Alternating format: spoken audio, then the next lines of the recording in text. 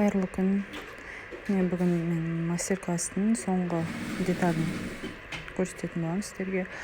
Ол үшін біз артқа замогын саламыз, астарын астарлаймыз. Ол үшін біз осылай 85-те ұзындығын аламыз көрпенің. Көрпенің ұзындығы бізде 2,20 болса, 2,20-ға 10 сантиметр қосамыз. Ол біздің замокты жауып тұратын конвертіне кететін болады. 2,30-да 85 қылып аламыз. Ені 85, ұзындығы 2,20, 2,20-ға 10 сантиметр замок жабатын конвертке кетеді. Сонымен бас аяғы 2,30-да 85 сантиметр аламыз. Және оны осылай мен 70 сантиметр өлшеп алдым. Сызғышпен 70 сантиметр өлшеп, былай ортасынан кесіп шығамыз. Екіге бөлеміз ұзындығынан.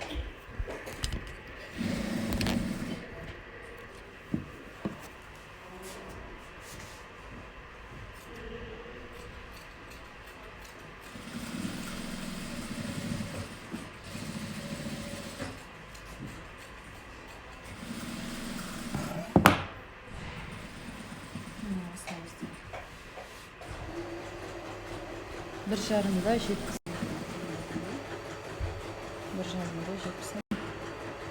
Енді осыны біз конверт қылып бүктейміз. Ол үшін қысқа 70 сантиметр жағын.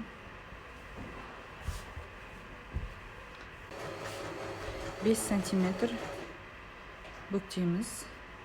Бетін қаратып, бас жағын.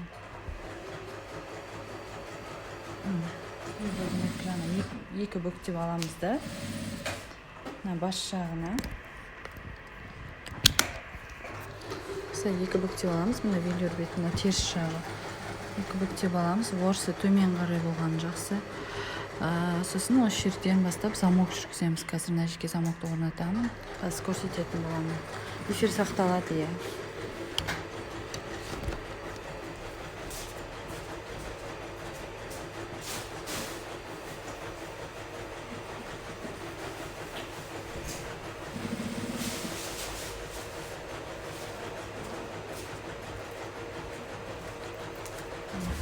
«85 сантиметрлік замок. Менде қазір серый цвет. Негізі подсвет болған жақсы. Бұлай орнатамыз, міне. Басынан. Енді мына шетінен, прямо осы шетінен тігіс жүргізетін боламыз. Бұл өте замок салудың өте оңай жолы. Сіздерге көрсететін боламын. Мына темірін алып тастаймыз. Бірінші орнатып тігіп аламыз да, темірін алып тастаймыз. Мына жағын қалай жасайтынын қазір көрсетемін. Мына жетпей қалған жерін біз тоже конверт қылып жауып жібереміз. Сіздер былай осы тұрған кезінде әр жерінен инемен қыстырып алсаңыздар болады. Болмаса сразу бас жағынан ұстап, қолмен қайырып отырып жасасаңыздар болады қазір.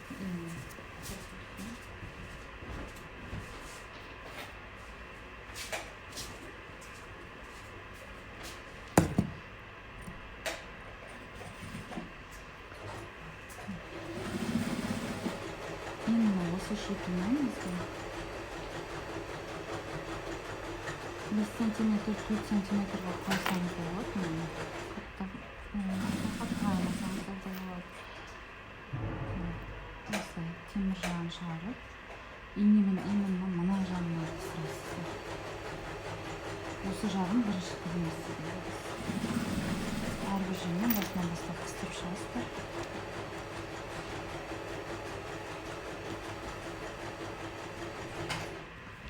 Өте оңай жолы. Астарын тігудің, замогын тігудің жолы. Бұрын мен басқа жолмен тігетін кезде мықты қиналатын, мен қазір осы жолы қиналмай спокойно тігуге болады. Өстіп инемен қыстырып, әрбір жерінен осы жерден тігіс жүргізетін боламыз.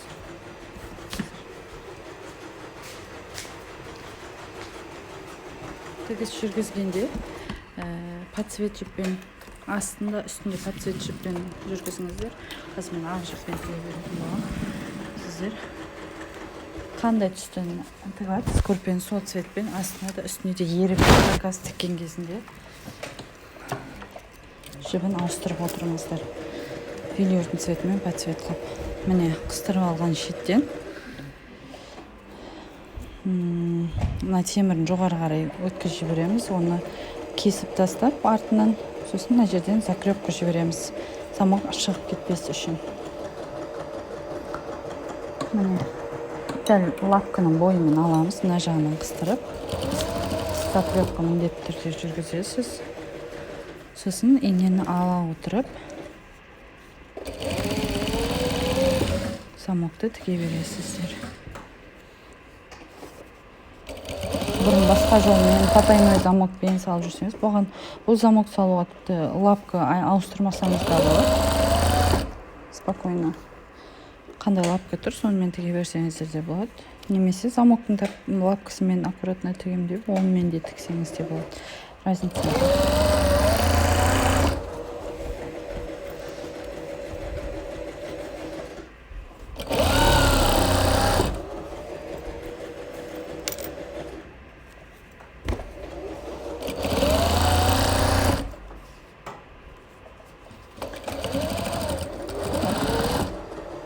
Енді мына замок жетпей қалған жерін до конца тігіп өтеміз.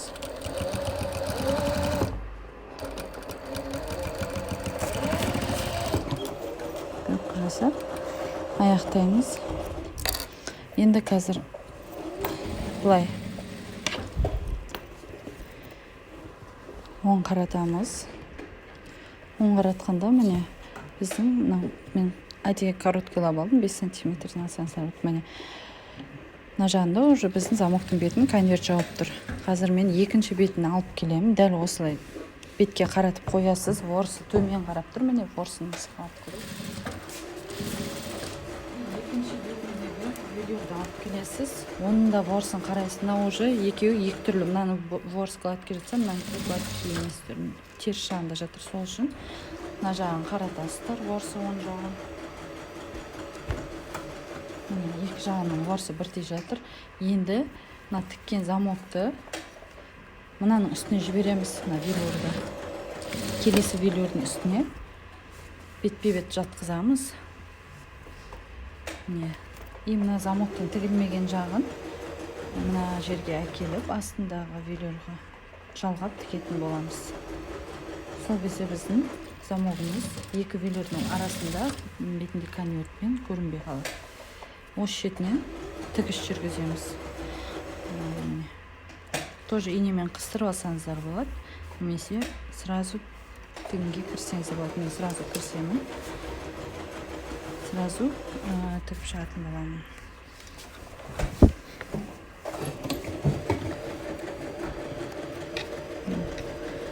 Бисмилля.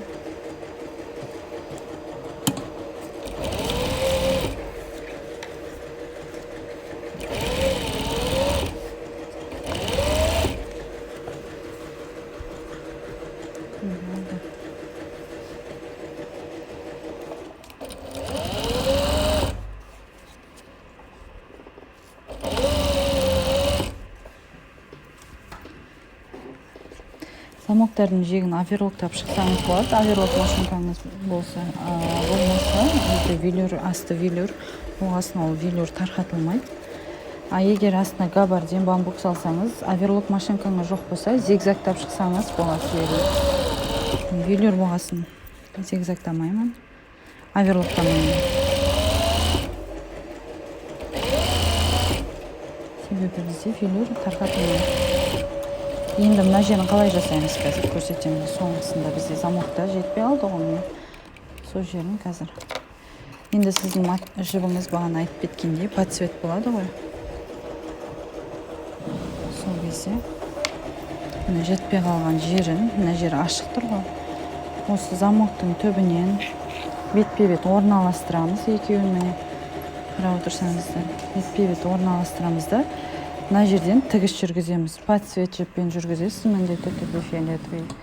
Менде фиолетовый жіп тұрған жоқ. Сіздерге көрініп тұрсын деп әдейі ақ жіппен тігетін жоқ. Осы жерге алып келесіз.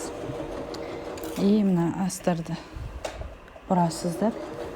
Міне бұрасыздар да үстіне бетпе-бет орналастырып, мына жерден былай түп-түзеу тігіс жүргізіңіз. қисайып кетпесін, бұл бізде көрініп тұратын шоқ болғасын түп түзеу жүрген дұрыс болады.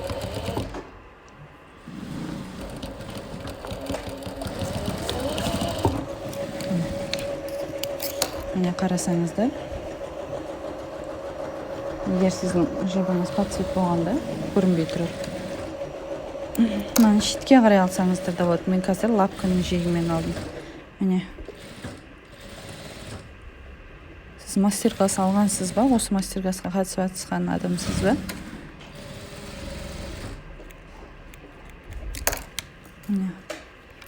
Міне бізде замок астында қалды. Осымен замок салу операциясы аяқталды. Енді мына жеріндегі бағанағы темірді кесіп тастаймыз деген ғой.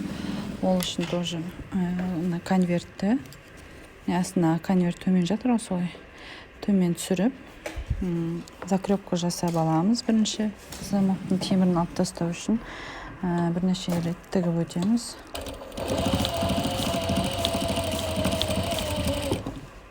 Енді замокты алып тастай берсек болады. Бұл бізде тарқатылмайды уже.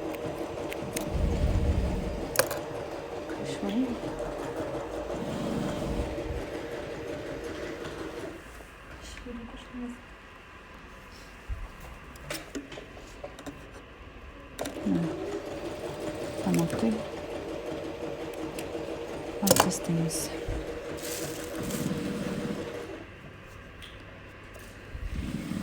Қанша деталь дейсі, алдындағы эфирлерін көріп шықтыңыз ба? Сол жерде айтылады барлығы.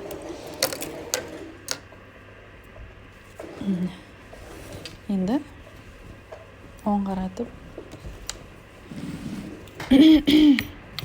замокты ашып келеміз. Спокойно ашылады, жабылады.